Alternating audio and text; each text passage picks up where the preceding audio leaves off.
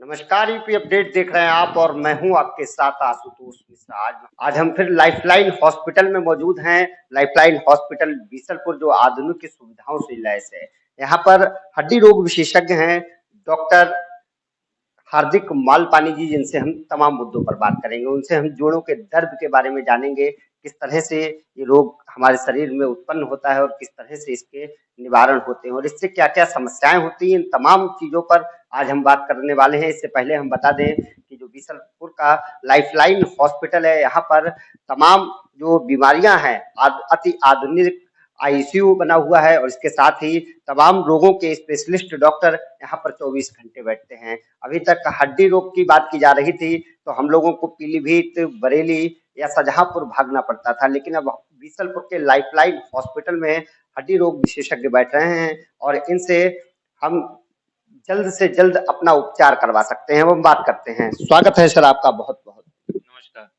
सबसे पहला सवाल, शरीर में जोड़ों का दर्द जो कि हर उम्र में लोगों को परेशान करता है, कैसा ये रोग जो है वो लोगों तक पहुंचता है और किस तरह से इसका उपाय हो सकता है? देखिए, जैसे हम जानते हैं कि जोड़ों के दर्द शुरुआत में बुजुर्ग लोगों में ज़्यादा पाए जाते हैं, जिनकी उम्र ज़्यादा होती है, एक अधेड़ वय के बाद ज़्यादा पाए जाते हैं। ये तो सब जानते हैं, लेकिन आज पिछले कुछ सालों में, पिछले कुछ दशकों में ये जो समस्या है, ये यंग जनरेशन में जो यूथ है, जो जवान लोग हैं, उनके उनमें भी पाई जाती है। उसके कई कारण हैं, लेकिन जैसे विटामिन की डेफिशिएंसीज़ होती हैं, कैल्शियम की डेफिशिएंसीज़ होती हैं। लेकिन सबसे ज़्यादा जो मुख्य कारण है वो लाइफ़स्टाइल है। ये एक तरीके से जोड़ों के दर्द को आजकल जैसे डायबिटीज़ और हाइपरटेंशन को लाइफ़स्टाइल डिसऑर्डर माना जाता है। उसी तरीके से जोड़ों के दर्द को भी एक प्रकार का लाइफ़स्टाइल डिसऑर्डर माना गया है।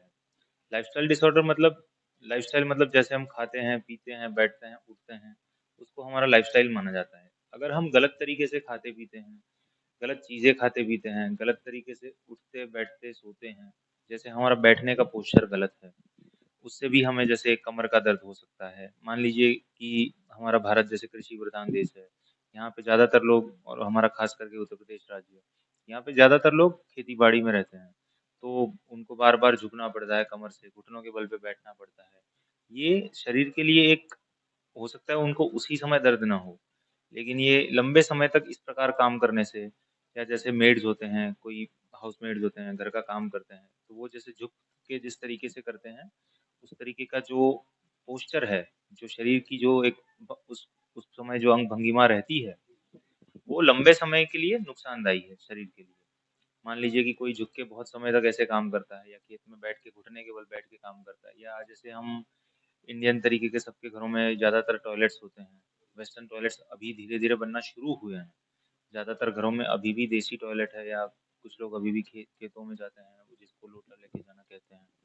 तो इस प्रकार लंबे समय बैठने से घुटनों को नुकसान होता है। अब जैसे कि हमारा घुटना जो एक जोड़ है, जॉइंट है, एक ऊपर से हड्डी है, एक नीचे से हड्डी है, वो एक जोड़ है। वो जोड़ सीधा नहीं होता है, ऐसे एंगल में होता है। या तो एक एंगल बाहर की तरफ मुड़ा होता है या एक अंदर अंदर की तरफ मुड़ा होता है।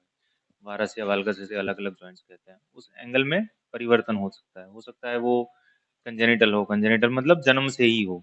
लेकिन ज़्यादातर लोगों में ये गलत पोस्चर की वजह से या गलत गलत तरीके से काम करने की वजह से, वर्क प्लेस में गलत तरीके से उठने-बैठने की वजह से ये सारी चीज़ें समस्याएँ बढ़ती जा रही हैं। एक बार उस पे लोड आना शुरू होता है, उसका जो एंगल है वो गलत तरीके से मुड़ना शुरू हो जाता है और एक बार वो शुरू हो गया और अगर आपने उसका प्रिवेंशन नहीं किया, आपने उसको वहीं के वहीं नहीं रोका, तो वो बढ़ता जाएगा और अंत में वो आपके जोड़ को इतना घिस देगा कि आपके जोड़ चलना बंद कर देंगे या आप उनको यदि एक हद से ज़्यादा मोड़ नहीं पाएँगे या सीधा नहीं कर पाएँगे, वो बिल्कुल उसी पोज़ीशन में मुड़ा हुआ है, वो फिक्स हो जाएगा, वहीं पे रह जाएगा। उसको फिक्स डिफ़ॉर्मिटी कहते हैं। जोड़ों के जो दर्द होते हैं उनके लक्षण किस तरह से हम लोगों को पता लगने लगते हैं? शुरुआती लक्षण तो एक सबसे पहले हो जाता है दर्द, फिर जैसे हो जाता है सूजन। तो ये दर्द और सूजन सबसे पहले लक्षण है जिसके साथ दर्दी या मरीज़ जो है वो ओपीडी में आता है, अस्पताल में आता है कि डॉक्टर साहब बहुत ये जोड़ में दर्द है, यहाँ पे दर्द है, वहाँ पे दर्द है। तो ये दर्द और सूजन के अलावा धीरे-धीरे जैसे ये आर्थराइटिस है या जिसको गठिया कहते हैं या गठिया वायु गठिया कहते हैं, जिसको अंग्रेजी में हम लोग मेडिकल भाषा में आर्थराइटिस कहते हैं, जो जोड़ घिस जाना कहते हैं, सादी भाषा में, सरल भाषा में। इसके जैसे-जैसे लक्षण बढ़ते जाते हैं, ग्रेड इसके स्टेजेस बढ़ते जाते हैं, वैसे-वैसे पेशेंट की जैसे मान लीजिए कि घुटने का एंगल बढ़ता जाता है, तो पेशेंट थोड़ा-सा ऐसे झुक के चलने लगता है या पेशेंट का हाइट हमें लगता है कि कम है, वो कम है नहीं, वो एक्चुअली घुटने ऐसे एंगल में बन चले जाते हैं, तो हमें लगता है कि पेशेंट ऐसे झुक के चल रहा है या पेशेंट की सच में हाइट कम हो गई है। तीसरा लक्षण होता है कि जोड़ एक एक हद से ज़्यादा घुटना जैसे है तो मुड़ता नहीं है या सीधा भी नहीं होता। वहाँ पे एक तरीके से अलग-अलग प्रकार की हड्डी नई बनने लगती है वहाँ पे। कैल्शियम का डिपोज़िशन होने लगता है, तो ऑस्टियोफाइट्स कहते हैं जिसे। तो अब जैसे हम एक्स-रे में देखते हैं, रेडियोग्राफ में देखते हैं, तो वहाँ पे अलग-अलग या तो बाहर की तरफ हो गया, अंदर की तरफ, आगे की तरफ, पीछे की तरफ ऐसे अलग-अलग थोड़े से कैल्शियम के टुकड़े हमें दिखते हैं। उसको ऑस्टियोफाइट्स कहते हैं। वो जमा होते रहते हैं और जिसकी वज़ह से जोड़ की मूवमेंट जो है, जोड़ की हालचाल जो है, हिलचाल जो खुलना, बंद होना, सीधा होना, मुड़ना, ये कम होती रहती है। तो मरीज़ ये बात भी करता है कि डॉक्टर साहब ये देखिए मैं पूरा मोड़ नहीं पाता हूँ, पूरा सीधा नहीं कर पाता हूँ या पहले इतना कर पाता था, अब इतना नहीं कर पाता हूँ या कर पाती हूँ। पहले इतना चल पाता था, अब नहीं चल पाता हूँ। ये जब एकदम एडवांस स्टेज में बिल्कुल जोड़ एक हद से ज़्यादा ही घिस जाता है, तब मरीज़ को रात में नींद ना आना दर्द के मारे, दर्द की वजह से सो ना पाना, ये सारी समस्याएँ हो सकती हैं। डॉक्टर साहब, गठिया रोग की बात की जाए तो गठिया रोग जैसे कि अभी आपने चर्चा हुई गठिया रोग में अधिकतर लोग देसी इलाज के चक्कर में ज्यादा पड़ते हैं। देसी इलाज के चक्कर में ना पड़ के ये जो अपना अंग्रेजी माध्यम है इसका प्रयोग करें, और देसी इलाज से क्या कुछ नुकसान भी हो सकते हैं, इस पे भी थोड़ी चर्चा की जाए। देसी इलाज में ज़्यादातर क्या होता है कि देसी बता के उसमें परदेसी जो भी स्टेरॉइड वगैरह वाली दवाइयाँ हैं उनका भुका करके, उनका चूरा करके वही दवाइयाँ दी जाती हैं। अगर जेन्युइनली जो ओरिजिनल देसी इलाज जिसको आयुर्वेद कहते हैं, उसमें नुकसान कोई नहीं है। उसका हाँ, वो ये हो सकता है कि उसका रिज़ल्ट ना मिले या रिज़ल्ट बहुत समय बाद मिले, लंबे अरसे बाद मिले, लेकिन उसमें नुकसान नहीं है। वो बेसिकली पेड़-पौधे, औषधि ये सब हैं, उसमें कोई नुकसान नहीं है। लेकिन वो जो देसी दवाई के नाम पे वो जो ये एलोपैथी वाली दवाइयाँ हैं, स्टेरॉइड वगैरह का जो पाउडर बना के जो बेचते हैं, वो तो शरीर के लिए बिल्कुल ही नुकसानकारक है। तो हमें ये देखना है कि जो मरीज़ सच में जो देसी दवाई बोल के ले रहा है, वो देसी दवाई है या इस तरीके की कोई दवाई ले रहा है। डॉक्टर साहब, एक सवाल हमारा और रहता है, जैसे ये गठिया रोग ये कैसे उत्पन्न हो जाता है, मतलब कारण क्या रहते हैं इसमें। देखिए, इसमें 2 प्रकार के होते हैं, आर्थराइटिस जो होते हैं। एक ये होता है जो एज रिलेटेड डिजेनरेटिव आर्थराइटिस होता है। दूसरा जो होता है वो गाउटी आर्थराइटिस होता है, जिसको गठिया वायु या ऐसा कुछ कहा जाता है सरल भाषा में।